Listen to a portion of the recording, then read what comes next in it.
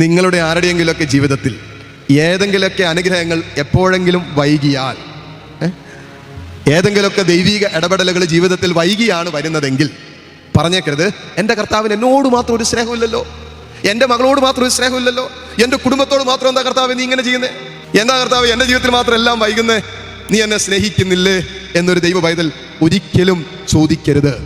ദൈവം നമ്മെ സ്നേഹിക്കുമ്പോഴും ദൈവം ചിലതൊക്കെ നമ്മുടെ ജീവിതത്തിൽ വൈകി അനുവദിക്കുന്നത് നമ്മുടെ ജീവിതത്തിൻ്റെ ഉപരി നന്മയ്ക്കാണെന്ന് നമ്മൾ അറിയണം.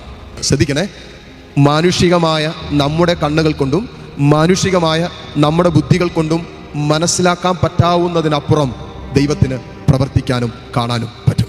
അതിനും പറയുന്ന പോലെ നിന്റെ ചിന്തകൾ പോലെ, 55:8 പറയും, നിന്റെ ചിന്തകൾ പോലെയല്ല എൻ്റെ ചിന്തകൾ, നിന്റെ ആലോചനകൾ പോലെയല്ല എൻ്റെ ആലോചനകൾ, നിന്റെ ആലോചന ഭൂമിയോളവും എൻ്റെ ചിന്തയും എൻ്റെ ആലോചനവും സ്വർഗത്തോളവും ഉയർന്നിരിക്കുന്നു.